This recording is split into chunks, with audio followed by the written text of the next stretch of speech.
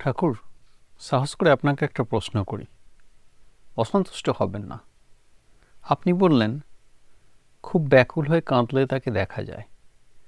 মাঘ ছেলের জন্যে লোকে এক ঘটি কাঁদে, টাকার জন্যে লোকে কেঁদে ভাসিয়ে দেয়, কিন্তু ঈশ্বরের জন্য কি কেঁদেছে? ডাকার মতো ডাকতে হয়। আপনি গান ধরলেন, ডাক দেখি মন ডাকার মতো কেমন সামা থাকতে পারে। গান শেষে বললেন, ব্যাকুলতা হলেই অরুণ উদয় হয়, তারপর সূর্য দেখা দেবেন। ব্যাকুলতার পরই ঈশ্বর দর্শন, তিন টান একত্র হলে তবে তিনি দেখা দেন। বিষয়ের উপর, মায়ের সন্তানের উপর, আর সতীর পতির উপর টান। সেইখানেই আমার অভিমান। তিনি আমার মা, শ্যামা মা। নির্জনে বসে আমি মাকে বললুম, মা, তুমি আমাদের কেমন মা? কতকাল ধরে সেই একই কথা শুনে এলুম। আমি তোকে দুঃখ দেবো, জ্বালা যন্ত্রণা দেবো, তোর সব কিছু কেড়ে নেবো। কেন? না তাহলে তুই আমাকে ডাকবি। যে করে আমার আস, আমি করি তার সর্বনাশ। বাহ কথা! আমি যদি তোমার ছেলে হই, তাহলে তুমি আমাকে কাছে ডাকবে না কেন? তোমার সামান্য কৃপায় তো আমার মন ঘুরে যেতে পারে। দেহ যখন দিলে, তখন দেহের প্রয়োজনে তো আমাকে জীবিকা খুঁজতেই হবে। হা অন্ন, হা অন্ন, এ তোমারই খেলা। অন্ন চাহিদা দিয়েই তো পাঠালে, পাশাপাশি পাঠিয়ে দিলে অন্নদাতা। তোমার সৃষ্টির প্রয়োজনেই তুমি পুড়ে দিলে সংসার বাসনা। সংসারের প্রয়োজনেই বিবাহ, বিবাহ মানেই সন্তানাদি। আমার ইচ্ছেতে তো কিছু হয়নি মা, সবই তোমার ইচ্ছা। সাধকই তো বলেছেন, আমি যন্ত্র, তুমি যন্ত্রী। তুমি আমাকে সংসারের চক্রে ফেলবে, দাসত্ব করাবে, হা অন্ন করে দিক বিদিকে ছোটাবে।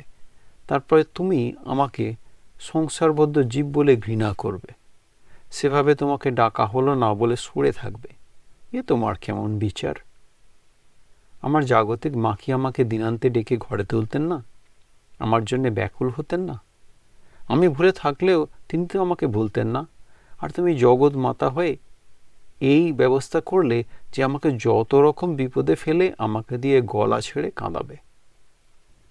আমার জীবিকা টলমল হবে, পুত্র কলত্র অকালে চলে যাবে, মামলা মোকদ্দমা চূড়ান্ত অপমান সবই আমাকে সহ্য করতে হবে। সব হারিয়ে সর্বহারা হয়ে আমি তোমাকে ডাকব। তাতেও তোমার কৃপা হবে কিনা কে জানে, এমনই অনিশ্চিত ব্যাপার।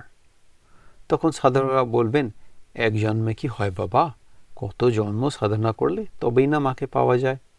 আবার এও শুনলুম, মিনে আস্তিকের চেয়ে নাস্তিক ভালো, শ্রুতুরূপে ভজনা। কংসের মতো, মহিষাসুরের মতো, রাবণের মতো। আমার বড় অভিমান মা তোমার ওপরে। একবারও কি আমার কথা তোমার মনে পড়ে না? তাহলে সাধক কেন বললেন, কুপুত্র যদি বা হয়, কুমাতা কখনো নয়? আমার জাগতিক মাতা যদি আমার প্রতি উদাসীন হতেন, জগৎ কি তাকে ক্ষমা করত? আর তুমি জগৎ মাতা বলে সব কিছুর ঊর্ধ্বে। তোমার বিধানই বিধান, আর আমার অভিমান ভেসে যাবে। সারাটা জীবন আমি অনাথের মতো ঘুরব, সংসারের খিদমত খেটে যাব। খারাপ যা কিছু হবে সবই আমাকে ভেবে নিতে হবে তোমার পরীক্ষা।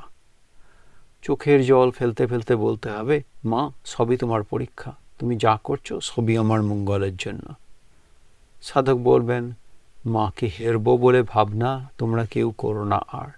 সে যে তোমার আমার মা শুধু নয়, জগতের মা সবাকার। ছেলের মুখে মা মা বলি শুনবে বলে শিবরানী, আড়াল থেকে শোনে, পাছে দেখলে যদি না ডাকে আর। কি সুন্দর! সারা জীবন আমি ছটফট করব, আর তুমি আড়াল থেকে দেখবে, কারণ দর্শন মাত্রই আমার ডাকা বন্ধ হয়ে যাবে। তুমি একবার দেখা দিয়ে দেখো না আমার অবস্থাটা কি হয়।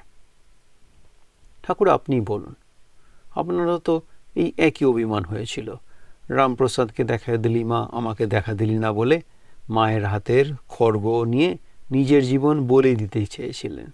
সঙ্গে সঙ্গে ওই এক রোকে মায়ের দর্শন পেলেন। তারপর কি হলো আমরা সবাই জানি, টাকা মাটি হলো, মাটি টাকা হলো।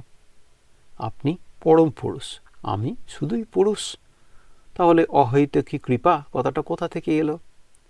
বৃষ্টি ধারায় পৃথিবী স্নাত হয়, তার জন্যে পৃথিবীকে তো সাধনা করতে হয় না? তার সুন্দর ব্যবস্থা তো তিনিই করে রেখেছেন সৃষ্টিকালে। 3/4 ভাগ জল করলেন, আর 1/4 স্থল। সূর্যকে এনে বসালেন গ্রহরাজির মাঝখানে। স্থল যেই উত্তপ্ত হলো, বাতাস উঠে গেল ওপরে। জলকণা নিয়ে বাতাস ছুটে এলো জলভাগ থেকে। জলকণা উড়ে গেল মেঘের পেখম মেলে। ঊর্ধ্বাকাশের শৈত্যে জমে বিদ্যুতের স্পর্শে নেমে এলো বাড়িধারা হয়ে। কাল থেকে কালান্তর এই আবর্তনই চলবে। বিজ্ঞানের হাতে পৃথিবীকে তুলে দিয়ে তিনি নিশ্চিন্ত। কিন্তু আমাদের জীবন, কৃপাধারা কেন আসে না অযাচিত? আমাদের জীবনও তো সংসার কটাহে উত্তপ্ত হচ্ছে নিয়ত। মন উড়ে যাচ্ছে বিষয় থেকে, বিষয় মনে হচ্ছে বিষ। অবিরত মন বলছে, মা তুমি কোথায়? বলছে মন, চলো নিজ নিকেতনে। সংসার বিদেশে, বিদেশির বেশে, ভ্রম কেন অকারণে? বিষয়ে পঞ্চক আর ভূতগণ, সব তোর পর, কেউ না হয় আপন। তবু মা আসেন না, ক্ষণিকের তরেও না। ঠাকুর আপনি বললেন, বিড়ালের ছানা কেবল মিউ মিউ করে মাকে ডাকতে জানে। মা তাকে যেখানে রাখে সেখানেই থাকে। কখনো হেসেলে, কখনো মাটির উপর, কখনো বা বিছানার উপর রেখে দেয়। আর কষ্ট হলে সে কেবল মিউ মিউ করে ডাকে, আর কিছু জানে না। মা যেখানেই থাকুক, এই মিউ মিউ শব্দ শুনে এসে পড়ে। তাই যদি হয়, তাহলে আর কবে তিনি আসবেন? অবিরত তো মিউ মিউ করছি। আপনি বলেছিলেন ঈশ্বর মন দেখেন, মনে মুখে এক হতে হবে। সে পরীক্ষা দিতেও রাজি আছি। আর কবে দেখা দিবি মা হরমনোরমা? দিন দিন তনুক্ষীণ, ক্রমে আঁখি জ্যোতিহীন। আর একটা জীবনও তো চলে গেল। মা যদি সংসারে জীবকে এলে দেন, তাহলে তারা তো আরও নষ্ট হয়ে যাবে। মায়ের সংসারে মা কেন গোছাবেন না? কেন মা আমাকে শাসন করে পথে আনবেন না? জীবনের পর জীবন নষ্ট হতেই থাকবে, তারপরে এক জীবনে আমি মায়ের দর্শন পাব। আপনি বললেন তাকে চর্মচক্ষে দেখা যায় না। সাধনা করতে করতে একটি প্রেমের শরীর হয়। তার প্রেমের চক্ষু, প্রেমের কর্ণ। সেই চক্ষে তাকে দেখে, সেই কর্ণে তার বাণী শোনা যায়। আবার প্রেমের লিঙ্গ যোনি হয়। এই প্রেমের শরীরে আত্মার সহিত রমণ হয়। ঈশ্বরের প্রতি খুব ভালোবাসা না এলে হয় না। খুব ভালোবাসা হলে তবেই তো চারিদিকে ঈশ্বরময় দেখা যায়। খুব নেবা হলে তবেই চারিদিকে হলদে দেখা যায়। তখন আবার তিনিই আমি, এইটি বোধায়। ঠাকুর সবটাই আমার দিকে, আমাকে হতে হবে। মা কেন হবেন না? আমার মতো করে চেষ্টা করলাম। পরম পদকমলে 6ষ্ঠ পর্ব কেন পাঠ করার। যাদের ভালো লাগবে সাবস্ক্রাইব করবেন, কমেন্ট করবেন, যাতে উৎসাহ পেয়ে আবার পরের পর্ব পাঠ করার মতো সাহস বা মোটিভেশনটা পাই। ভালো থাকবেন সবাই।